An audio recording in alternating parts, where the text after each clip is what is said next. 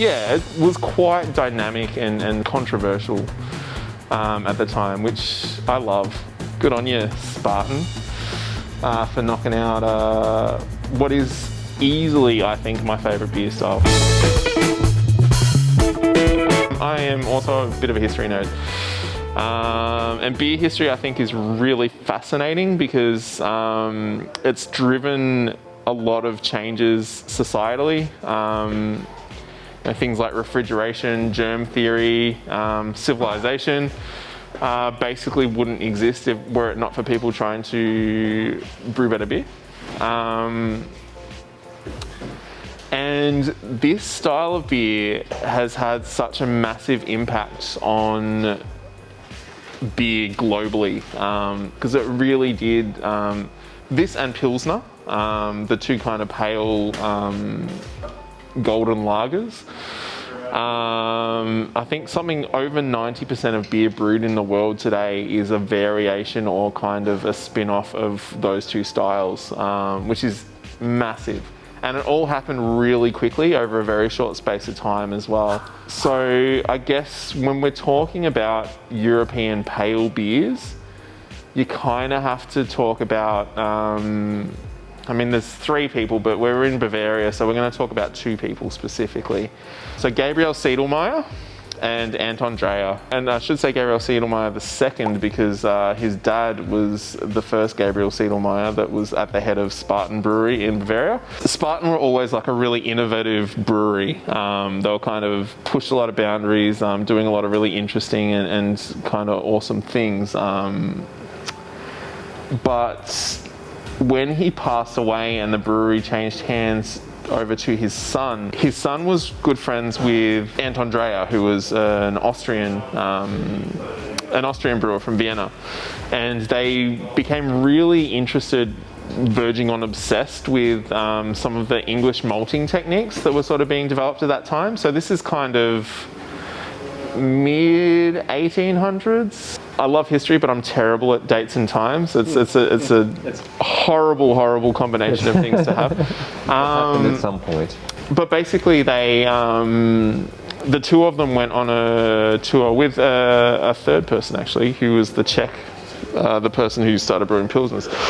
But they went on a tour of different breweries and malting facilities throughout England and learned about the new malting techniques that they were developing, which was allowing them to have a much paler malt. So that's kind of where British Pale Ale comes from, is from this sort of new malting technique. And they came back to Europe where most of the beers were quite dark. So like you're talking about your Dunkels and your sort of rich, dark sort of Bavarian beers. And wanted to introduce this pale malt into the picture. So Anton Dreher went back to Vienna and he basically developed Vienna malt. And from Vienna malt came Vienna Lager, which is very different now. So when you say Vienna Lager now, you think of beers like Negro Modelo, which is the Mexican quite dark version. And I think they've recently added an extra category for Mexican style Vienna Lager. A lot of Austrians moved to Mexico and brought that style with them, and it kind of developed like a lot of beer styles do based on the water source and a bunch of other things. So they obviously, the water was a lot harder. They needed more dark malts to counter the pH buffering that was present from the carbonate in the water. So the beer got a lot darker. But traditionally, Vienna Lager was quite a pale beer, but it had a real rich malty kick from that sort of darker kilned, more toasty Vienna malt. And Gabriel Sedlmayr developed Munich malt, which was where the Märzen came from, or the Oktoberfest beer, which we now call it. So, and that's why I get really pedantic about my my Märzens and my Viennas, and say when I make a Vienna Lager, I go 100% Vienna malt, and when I make a Märzen, I go 100% Munich malt. Bavarian brewing and brewers were very conservative, so they didn't want this change in like they were really tied to the tradition of their dark beers, their Bocks, their Dunkels. They didn't want these paler beers coming into play. And then Pilsner happened. So Pilsner was like pretty much one of the palest malts that had been developed at this point. And basically, I can't remember his name, which really annoys me, but he was a brewer who went to Bavaria, learned the Bavarian brewing techniques like lagering, and the story goes, stole some Bavarian yeast, took it back to Bohemia with him because Czechoslovakia didn't exist back then, and brewed a beer with this really pale malt with the local super soft Pilsen water. So Pilsen's a town in Czechoslovakia or Bohemia, and used those spicy floral Saaz hops, and the resulting beer was Pilsner, and it just took off. It was, as you guys should all know, I'm assuming everyone's drank Pilsner that's watching a brewing demonstration. It'd be hard to avoid these times, isn't it? Super drinkable, crystal clear, which was unheard of at this point in the beer world. Like even the pale ales in Britain were fairly clear, but nothing like this. So yeah, so basically Pilsner just took off, ran wild, and everyone everywhere was drinking Pilsners, except Bavaria, where they hated these stupid pale beers and they thought it was just a fad and it was never going to take off, and everyone would go back to their delicious dark Dunkels and Bocks and things once the craze wore off, which didn't happen at all, as you guys all know. So basically Gabriel was kind of experimenting with a bunch of different things. His sort of Märzen, which was like with the Munich malt and things, had kind of been a little bit more accepted by the Bavarian brewing community. But he was like, you could imagine it must have been pretty disheartening being a Bavarian brewer, like tied to your beautiful amber and dark beers, and then every time you leave Bavaria, you go into a beer garden, you just see glass after glass of this gold, crystal clear Pilsner beers, and he was like, this is crazy, we need to get in on this. So he developed his own pale beer, and he called it Helles, which is basically means light or bright in German.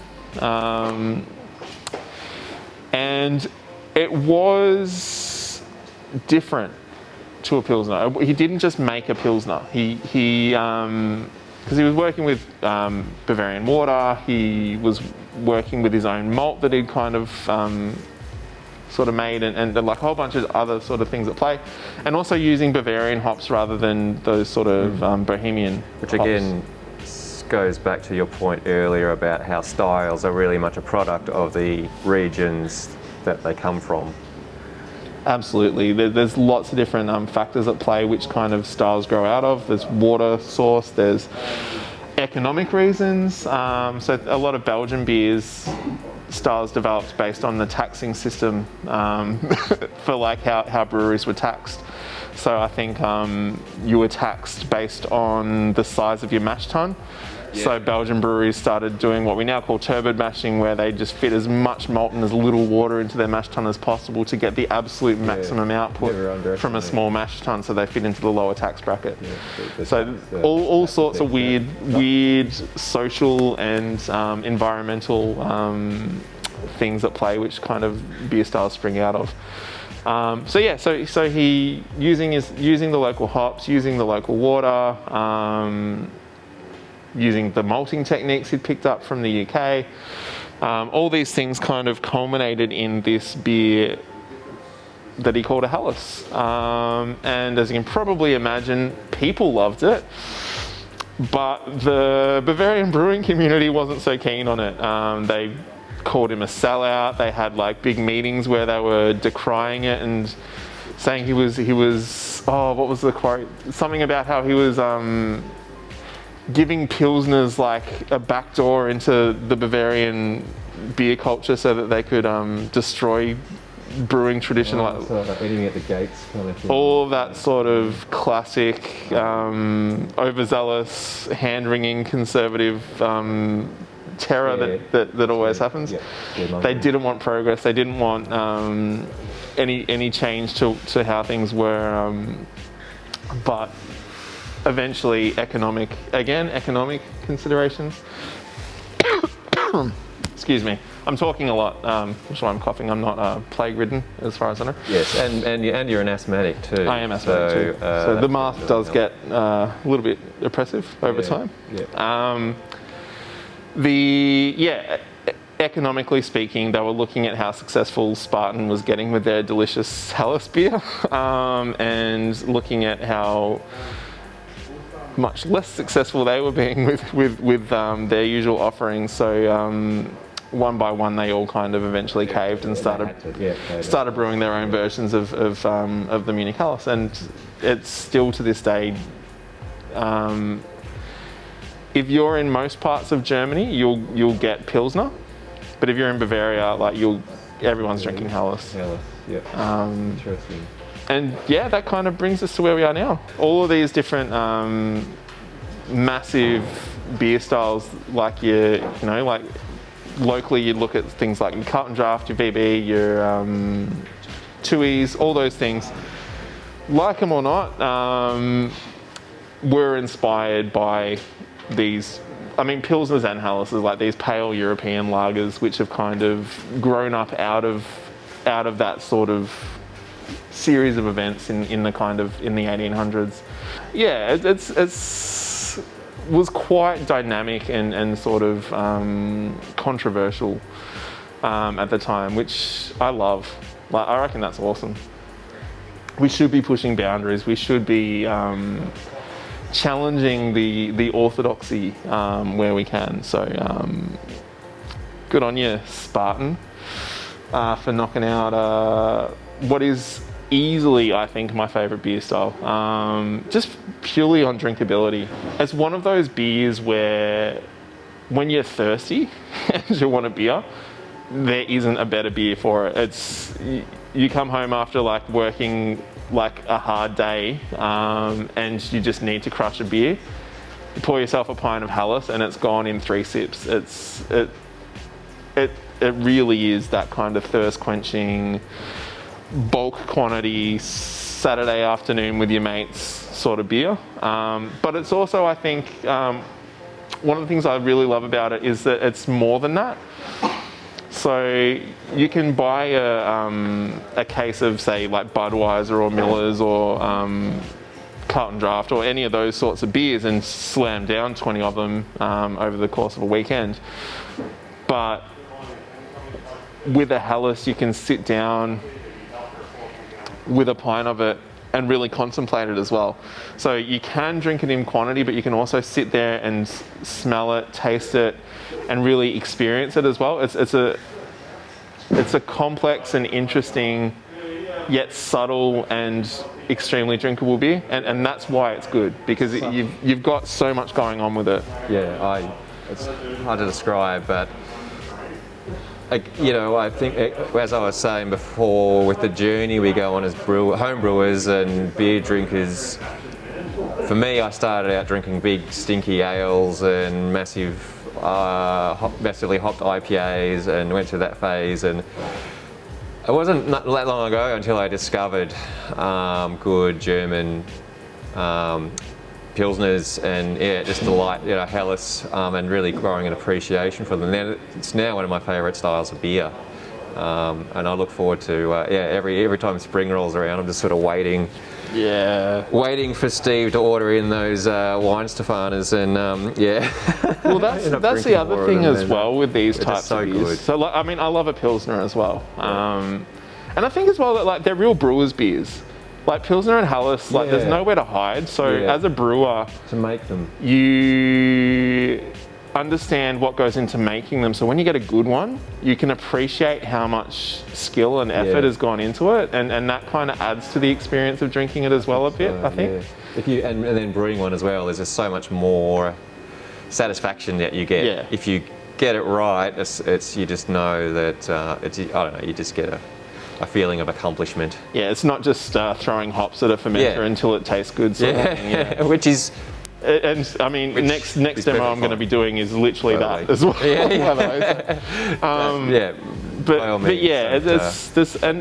You mentioned spring, and for me, like there's nothing more rewarding than that first warm day of spring, like when the winter's like shaken off and you get that really beautiful sort of 20-25 degree day, clear skies, nice gentle breeze. Like I need to drink a Pilsner. Yes. And I need to It's like having cook some fish or something and like have a salad and just like shake off the sort of shackles. Well, I love winter as well, but you sort of shake off the shackles of winter and just sort of embrace the bring in the new season after having drunk, you know, in winters, you know, you're drinking your stouts and porters. I mean, that's probably a bit of a cliche, but it works, you know, these bigger beers, the winter warmers, and then spring hits and it's Pilsner time.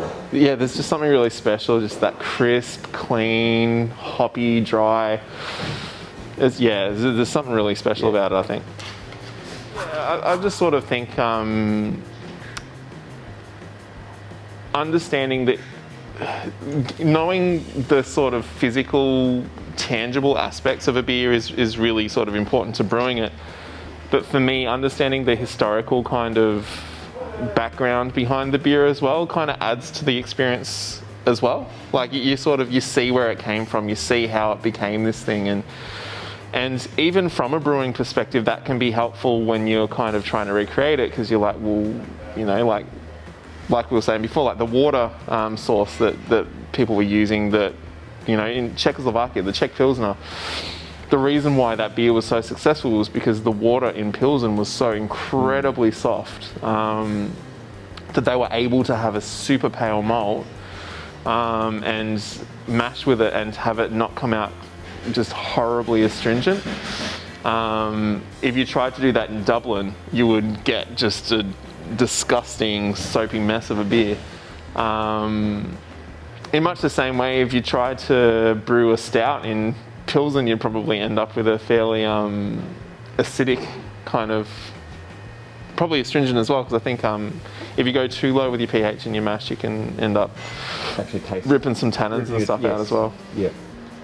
So like even just like geographic things like have a massive impact on the development of a style, and when you understand that, and when you're crafting your recipes, when you're building your water profile, when you're doing all those things, like as much information as you can get, it kind of puts, and again, wanker, puts me in the mind frame and puts me in the kind of the right place to sort of be thinking about what I'm doing and how I'm developing it. I don't know, you're taking up the mantle and kind of carrying on the legacy of all those people that came before you, and that is sort of something worth, I guess, honouring is probably a little bit stronger word, but you know, worth keeping in mind, and it feels good to be connected to that, and the more you understand it, the more you kind of are able to feel that connection as well, I think. Yeah. On that note, we've had some comments on previous videos in the past on decoction. I believe one stands out for memory, which is a traditional brewing practice that doesn't necessarily, you don't need to do anymore. Yeah. And we had the question about really, you know, why do the mash steps if modern malts are so well modified? And those are all excellent kind of points and questions. That sometimes, as we're saying, the answer is you just do it because, as a bit of a challenge to yourself, but also just to recreate a bit of brewing history, and it's just fun to get in touch with the way things used to be done, and absolutely part of the fun of brewing. And a huge part of it comes down to what you want from the hobby as well. Yep. Everyone does if you want to make the only thing you want from the hobby is to make really, really good quality beer, and that's a very noble pursuit, then you probably can achieve that without going to all those extra sort of lengths. But I think there is something nice about kind of doing that. And there's beer archaeology as well, which I don't know if you guys have heard of Dogfish Head Brewery in America. But Sam, their head brewer, is obsessed with beer archaeology and has done heaps of kind of ancient beers where he'll like take his yeast master, I don't know what the official term is, the microbiologist that he works with. But in one instance, they went to Egypt, and it's the oldest known image of brewing beer is a hieroglyphic on a pyramid. Oh, okay. And they one with the took that image and tried to work backwards historically and like what kind of spices and flavorings were available and likely to be used at the time.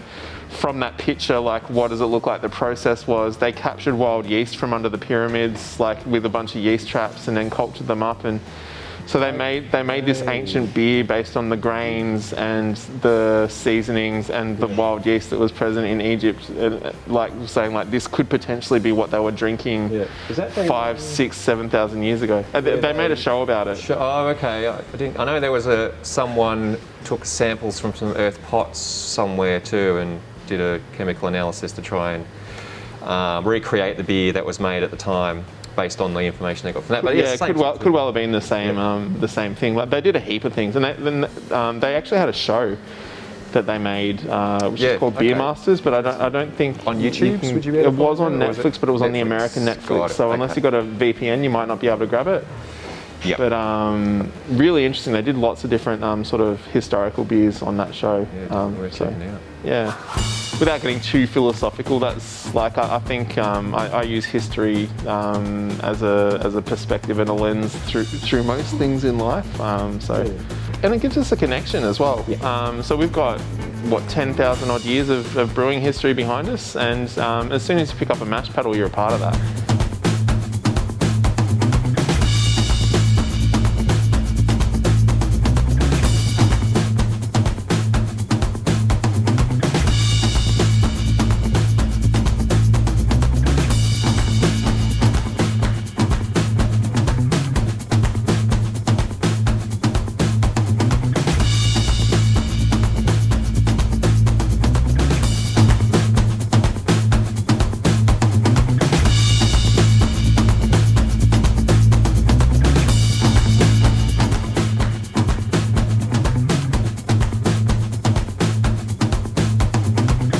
Well, that was quite educational. I learned something from that. Did you, Ben?